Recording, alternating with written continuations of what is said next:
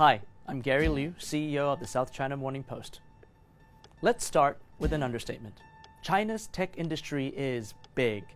Not only does the Chinese internet now have more than 900 million users, which is larger than the populations of the United States, Russia, Mexico, Germany, the United Kingdom, France, and Canada combined, but 99% of those users are mobile. Now notice that I said the Chinese internet, because this ecosystem is truly unique, with companies that are no longer just copycats, but are instead more innovative and more valuable than their global equivalents. Let's look at 3 key trends in China's tech industry that is worth watching over the next year.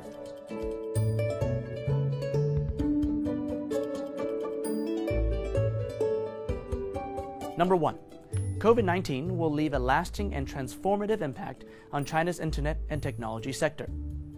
The pandemic has dramatically shifted media consumption behavior across China, driving record-high internet and app usage. Pre-COVID, Chinese users spend an average of 5.6 hours per day on the internet. And during COVID, that number spiked to 7.2 hours. More importantly, the number of monthly active users for specific categories of apps has surged. Work productivity apps saw an increase of 308 million users. Short-form video apps saw an increase of 123 million users.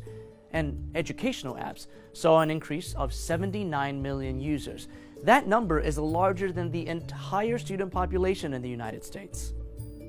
More than 50 million students across 30 provinces attended virtual classes on DingTalk, a leading messaging app in China.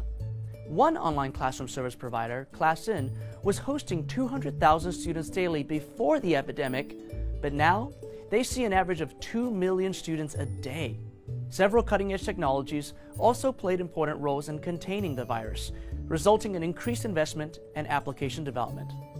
For example, artificial intelligence was widely used to analyze CT scans and diagnose patients suspected of having the virus. Now, usually, it takes a doctor 5 to 15 minutes to analyze a scan, but AI can complete the recognition process within 20 seconds.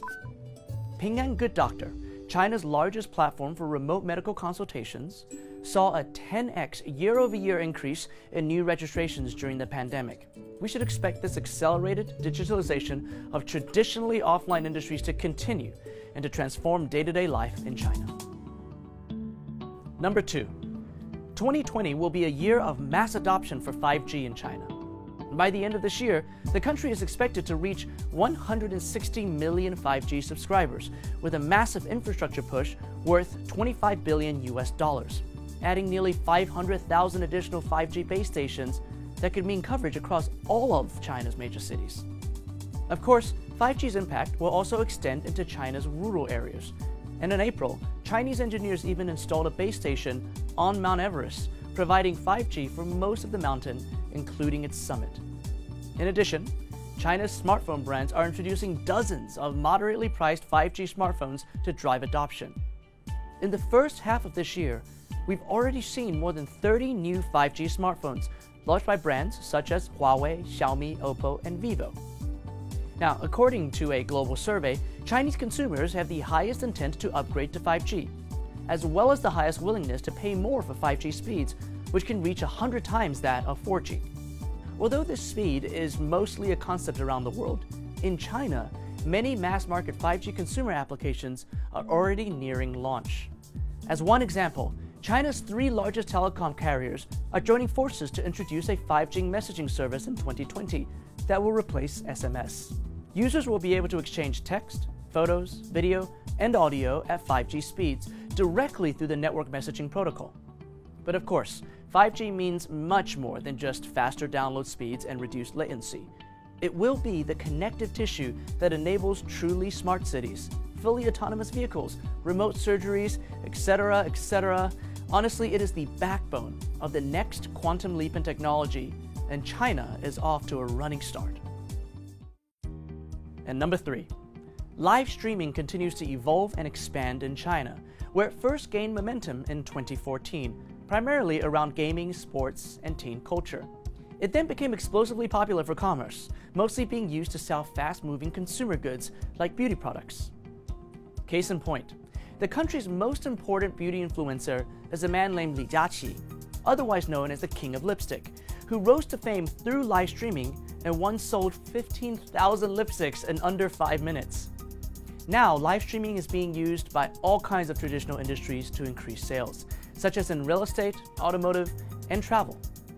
In April, China's live streaming sales queen, Via, even managed to sell a $5.5 million rocket launch service. Recently, we're also seeing more and more tech executives and entrepreneurs becoming live streaming stars themselves. Gree Electric Appliances chairwoman Dong Mingzhu, also known as China's home appliances queen, sold $43 million of goods in just a 3-hour live streaming event.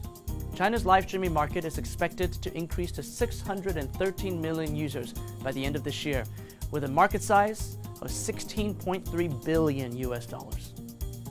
As China's internet population continues to grow, and it will grow because there are still 500 million Chinese not on the internet, we should expect to see these evolutions and innovations continue to accelerate, and no doubt impact and influence the rest of the world.